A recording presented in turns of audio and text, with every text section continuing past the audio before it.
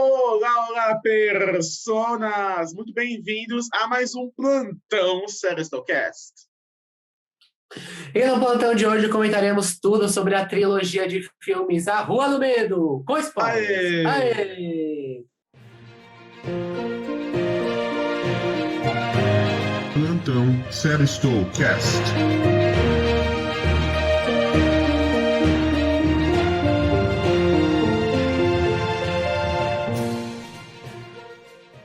Meu nome é Frâncio. Eu sou o Osmio e sim, senhoras e senhores, estamos aqui juntos e Shallow Now para discutir sobre os 3 filmes de Rua do Medo, essa trilogia semanal da Netflix, e debatermos se gostamos ou não, os principais pontos, também relembrarmos um pouco da história, né? Exatamente, então vamos começar falando sobre a parte 1, que é Rua do Medo 1994, que nesse filme nós temos o nosso casal protagonista, que é muito legal ver que é um casal LGBT, que é 2 meninas que se envolvem ali, e uma grande conspiração envolvendo uma bruxa e pessoas que perseguem ela, né? Que ali a gente vai ver que a personagem da Sam, ela é possuída por alguma coisa, e a namorada dela, né, tenta resolver essa situação, não é mesmo? Exatamente. Foi uma cena até curiosa, porque um acidente que ninguém dava nada, de repente acontece uma mera conexão com o que nós achávamos naquele momento que era a bruxa, justamente. E então se inicia o Sim. filme relembrando um pouco até aquela vibe um pouco Stranger Things, assim, bem da mesma fonte, e com alguns mistérios e muita sanguinolência nessa primeira parte da trilogia. Exato, né? Porque ali todo mundo que já foi possuído pela bruxa, né, até esse momento, volta para perseguir a Sam, porque ela tinha pegado ali nos ossos dela na hora que estava tendo aquela briga de cidades, né? E vai todo mundo, e elas não morrem, não morrem, não morrem. E no final do filme eles descobrem que uma pessoa em 1978 sobreviveu depois de encontrar com a bruxa, e isso é a nossa leva para um grande flashback que foi a parte 2. Exatamente, porque então a namorada da Sen e o irmão nerd dela partem em busca da ajuda dessa pessoa que sobreviveu, que é justamente a Ziggy, que interpreta pela nossa querida Max, de Stranger Things. Então nós temos esse grande flashback que ela contando a história de como ela perdeu a irmã e tudo mais, porque é um acampamento onde tanto Shadyside como Sunnyvale mandavam alguns jovens ali, iam no verão, justamente o namorado da irmã dela também foi possuído por essas forças malignas e se tornou uma espécie de Jason genérico. Então tem muita referência a Jason no filme do meio, né? Porque o filme todo é alguém se pegando, machado, alguém se pegando, Exato. machado. Justamente É igual bem ao filme parecido. 13. E Exato. várias pessoas levando faca no bucho, né? Que todo mundo leva e aparentemente é uma coisa bem normal neste mundo, que todo mundo segue a vida como se nada tivesse acontecido.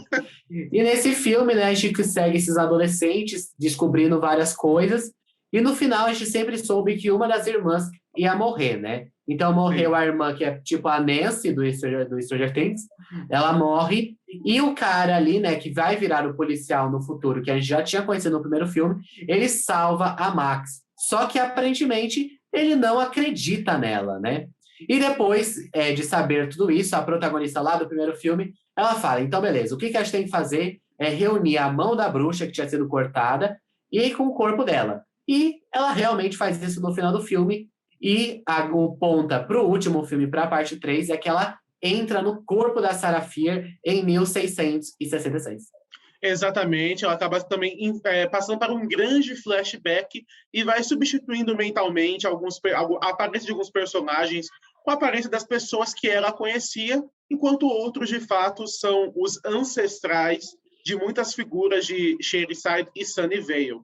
Nisso, nós acompanhamos a Sarah Filler, que era uma jovem, assim, normal. Sarah Filler? Sarah Filler, não qualquer? É Sarah Fier. Sarah Filler. É um grande filme filler, não acontece nada de importante. Não, mentira, o filme tem muitas revelações. Porque justamente a Sarah Fier, não Sarah Filler, que ela não é uma pessoa assim vaga, nós Vaga. descobrimos que ela também era homossexual e se relacionou com o que dá a entender que podia ser a ancestral da Sen. Ou pelo menos é assim que a protagonista de Um Homem Genérico interpretou na mente dela. E essa relação acaba sendo descoberta por um colono ali da vila, que depois de ter sido humilhado por não conseguir ficar com essa cena ancestral... Tudo porque o cara foi rejeitado. Então aí já é Exato. uma pontada social. E pagou a humilhação na frente de todos os jovens da aldeia. E justamente acontecem alguns eventos macabros que o Franz vai contar pra gente que aconteceu na igreja. E depois disso, quando a vila se reúne, ele acusa a personagem principal, a Sarah Fier, de ser uma bruxa junto com essa cena. Exato, né? E nesse filme a gente tem a resolução de tudo que acontece com a Sarah Fier e com a família Good, né? Que, na verdade, eles não têm nada de good, né? Eles são bem evil, na verdade. que teve todo aquele massacre da igreja, né? Que o padre tirou os olhos. E, pelo menos naquele momento, a gente acreditava que era tudo culpa da bruxa, né? Da Sarah Fier, que é até conhecida há muito tempo depois, lá em 1994. Só que, na verdade, não. Porque o padre, ele tinha acontecido aquele de arrancar os olhos das crianças, inclusive do irmão da Sarah Fier, antes de ela ser presa, antes de ela ser enforcada. Então, antes não de ela poderia pensar, ser ela, né? Porque, assim, também nós temos que lembrar que ela realmente pensou em fazer um pacto. Mas a Sarah Fier nunca Mas isso fez. depois. Exato, bem depois do massacre. Então, não poderia ser ela, né? Então, ali o pessoal vai culpar ela. Então, ali, isso também já é uma outra crítica social que eles colocam ali no meio. E ela tá fugindo. E a única pessoa que aparentemente acredita nela é nesse Salomão Good aí, que ela vai lá para baixo, ela tá escondida na casa dele, e ela encontra lá aquelas cavernas que a gente viu lá no filme 2, na parte 2, e aquele símbolo entre aspas, da bruxa, que depois a gente descobre que é do demônio. Então, ela descobre ali que, na verdade, a culpa de tudo é de um cara que era provavelmente muito derrotado na vida, que fez um pacto com o diabo, e em troca do sucesso dele, ele vendeu a alma de todo mundo de Shadeside. Exatamente, porque o Solomon Good havia perdido tanto a esposa quanto a filha, e ele sabia também a viúva que eles comentam, né, que vivia ali na região, ele a conhecia porque levou a esposa já perto da morte para tentar ser curada. Então ele justamente roubou o livro dela, que é meio que um Necronomicon genérico ali do Rodometro. E ele, na verdade... Mata ela, né? Exato, mata a bruxa como sacrifício, a viúva, no caso. E ele é o grande fundador, né, o founding father do que se tornaria depois Sunnyvale, enquanto as gerações se arrastaram em sofrimento e assassinato por toda a história de Shadyside. E, no seu leito de morte, a Sarah Fier jura que perseguirá ele em todas as suas, né, os descendentes dele e tudo mais, e que não descansará até que a justiça seja feita e todos saibam que ele era o grande culpado. E a mulher estava tanto na raiva que ela fez aquela magia... É a né, força do ódio. Aquela maldição, a força do querer, tipo o nome da novela. Porque ela não tinha feito pacto com Deus, com o diabo, com ninguém. Foi Sarah Fier por Sarah Fier. E um detalhe legal que o filme mostrou é que aquele musgo estranho do acampamento, que é o mesmo que tem muitas partes assim da grama e tudo mais, ele nasceu daquela coroa de flores que aquela cena de 1666 deixa no cadáver da Sarah Fier, né? Foi um detalhe bem legal e explicou um elemento estranho do filme, porque ele tem tanto musgo, né? Era uma coisa intrigante. Exatamente, né?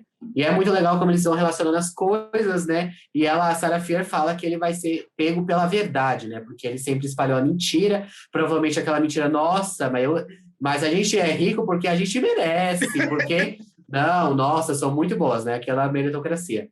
Aí, só que não, né? Na verdade, era tudo um pacto que todas as gerações da família Good, inclusive esse cara, né? Esse policial que era apaixonado pela Max, do Stranger Things, apaixonado entre muitas aspas, pela Max do Stranger Things, ele também estava ali, e uma vez a cada X anos, eles não especificam quantos anos né?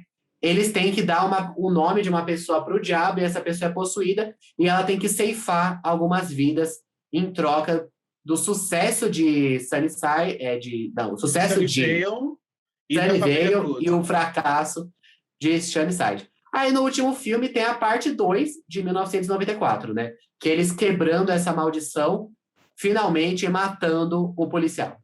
Exato, porque todo o plano deles, inclusive a locação que utilizaram no filme daquele shopping, lembra muito o shopping de Hawkins. Eu arrisco a dizer, Nossa. inclusive, que usaram o mesmo lugar, talvez, porque é realmente muito parecido. E o plano que eles fazem de trancar os assassinos retornados, né, revividos, é bem Stranger Things, né? Aqueles planos do É bem Stranger Lucas Things. com o restante da turma, lembra bastante, mas é uma parte legal e foi um plano engenhoso. E justamente como você disse, a personagem principal, genérica, ela consegue chegar até o coração ali do diabo, que lembra muito o espírito da floresta de The Witcher. Se você joga The Witcher, você vai lembrar aquele treco pulsante, estranho, e aí justamente ela faz o xerife Good encostar a mão no coração do diabo, apalpou o coração do diabo, e ele justamente, o espírito de Sarafir retorna do mundo dos mortos para mesclada ali com a principal, matar o xerife. E ele vislumbra a verdade. Exato, ele vê tudo que a família Good fez por esses 300 anos de história, e é com isso que, aparentemente, tudo havia dado certo. A Sen, né, o espírito sai dela, todos os nomes são apagados, o coração do diabo morre, e os assassinos desaparecem, estilo Ultimato, né? Vira pó, Exato. e a gente some. Exato. Então, assim, acho que a gente pode já dar nossas opiniões gerais, mas não acabou o vídeo, porque existe uma cena pós-crédito que a gente vai comentar. Então, assim, eu gostei bastante da forma que foi contado, porque isso que a gente falou aqui em off. É uma história simples, é um plot twist, assim, não é, nossa, muito... Você fala, nossa, que cabeça. É simples, mas é muito bem feito, né? E tem várias metalinguagens na história, mesmo que tenha alguns pontos que você fala, como que a pessoa vai saber isso? Tem que dar, às vezes, uma abraçada. Eu acho que a forma, a narrativa, que é o que me chama muita atenção nesses filmes. Eu gostei muito, assim, desses 3 filmes, adorei. Eu acho que não tem até um que eu goste mais, um que eu goste mesmo. Eu gosto muito dos 3 filmes. Eu concordo com você, eu acho que isso se embasa porque os 3 foram feitos justamente para casarem entre si. Mas o interessante é que se você analisar os filmes individualmente, eu não vejo assim problema, tipo, isso aqui é um filme sem começo e sem fim. Por eles serem recortes, você consegue estabelecer um começo e um fim da história, e foi uma ideia justamente genial. Isso faz com que eles individualmente sejam bons filmes de terror, justamente tem essas referências que nós ainda vamos comentar um pouco mais, e eles juntos, em uma história só, com um filme intercalando e complementando o outro, enriquece bastante a história e faz você ficar preso ali para tentar compreender o que está acontecendo. Porque justamente quando a gente começa a assistir o filme de 94, tem aquela abertura com todos os relatos, né, de todos os assassinatos, e você fica intrigado, nossa, por que isso está acontecendo? O que está acontecendo nesse lugar? E o filme consegue explicar isso de forma distribuída, o que é um ponto bastante positivo. Exatamente. E vamos falar, né, o que está aqui no título, uma carta de amor ao terror, porque esses filmes, eles realmente são uma homenagem aos filmes de terror, né? Os 2 primeiros filmes são muito slasher, né? Aquele mais antigo que é super exagerado, né? Sangue, brará, muita violência. E o segundo filme lembra muito, né? Já falou, né? Sexta-feira 13 é quase a base, mesma coisa, mas Exato. tem uma originalidade ali também com a questão da bruxa, né? Que a gente acreditava que era a culpada naquela época, mas depois descobrimos que era o cara babaca mesmo. E o terceiro filme, né, pelo menos a parte de 1666, lembra muito A Bruxa, né, que é estrelado pela Anya Taylor-Joy, que acho que é bem moderno esse filme. Que assim, daqui, a gente tem o terror antigo e esse terror que a gente chama de pós-moderno, né, que é usar o horror para discutir algum tema social, e nesse caso é o preconceito, né. Então, assim, eu acho que isso também dá um pano de fundo muito legal para esses filmes. Exato, e também, pelo que nós vemos, os filmes repercutiram muito bem, então talvez tenha sido um test drive da Netflix experimentando os lançamentos semanais, então, quem sabe, isso pode até gerar mudanças internas no próprio streaming, é uma discussão que teremos futuramente, na verdade?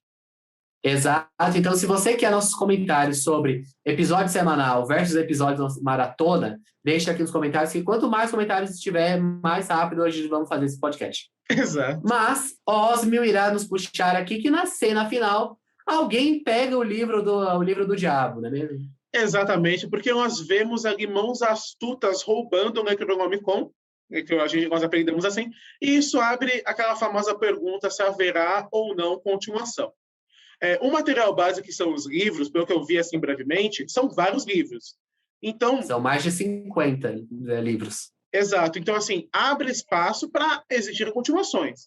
Na minha opinião, seria, assim, interessante, talvez ambientado em outros lugares, e eu acredito que esse sistema de trilogia funcionou muito bem. Então, talvez a Netflix possa pensar, né, em futuramente, talvez ano que vem, algo assim, voltar para a franquia Rua do Medo, ambientada, então, em outros ambientes, talvez até não necessariamente focada naquele livro, né?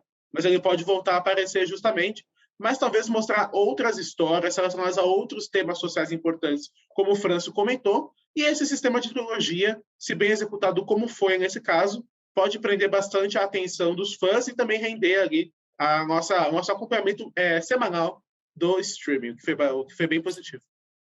Ou até eles fazerem uma antologia, não sei, cada Sim. temporada um mistério, ou cada episódio um mistério, eu acho que seria bem interessante, né? Vai na veia American Horror Story de vez, eu acho que ficaria bem interessante. O Ryan Murphy aí, se quiser, até já pode chamar para dirigir essa série, que é bem a cara dele, na verdade. Então, assim, e também tem uma pequena teoria, que é a questão da menina do blog, né? A Gossip Girl lá, porque isso eu acho que foi um mistério que foi resolvido assim, bem, assim, rápido. sem grande desenvolvimento, né? Depois a menina chegou ali no final, assinou o gesso do outro e falou que ela era a menina do blog. Então, a minha teoria, pelo menos por agora, eu não li os livros, não conheço a história, não sei se continua por esse ponto ou não. Eu acho que pode ter sido essa menina que foi lá pegar esse livro, né? Porque ela já estava mais ou menos envolvida. Então, talvez, se fizerem uma nova trilogia, ela possa ser a protagonista. É uma boa teoria e, inclusive, ela mostrou algum conhecimento sobre antes de tudo começar, né? Antes do próprio irmão ali compreender a situação, ela revelou ali algumas informações que ela sabia. Então, realmente... Ela que ensinou. Exato, ela parecia, então, bem antenada e, realmente, seria interessante ver a personagem, talvez, indo para outro lugar e ter esse vínculo com a trilogia original, não sabemos se vai continuar ou não, que é essa relação dela com o irmão e tudo mais. É uma boa teoria. Exatamente. Então, deixa aqui a sua teoria. Você quer ou não novos filmes, séries, chame o Ryan Murphy para dirigir. Deixa aqui nos comentários o que você quer que aconteça numa trilogia ou nos mande DM lá no Instagram em @seriestou, não é mesmo, Osmo? Exatamente. Além disso, você pode conferir o nosso canal do YouTube, se você está no Spotify ou também no YouTube, porque nós temos reviews de outros filmes e séries, temos dicas e também comentários diversos, até jogos nós temos, além de diversos outros podcasts e produções originais. Então, de forma geral, é isso e... Você deveria estar maratonando. Tchau, tchau. Aê! Plantão Série Estou Cast.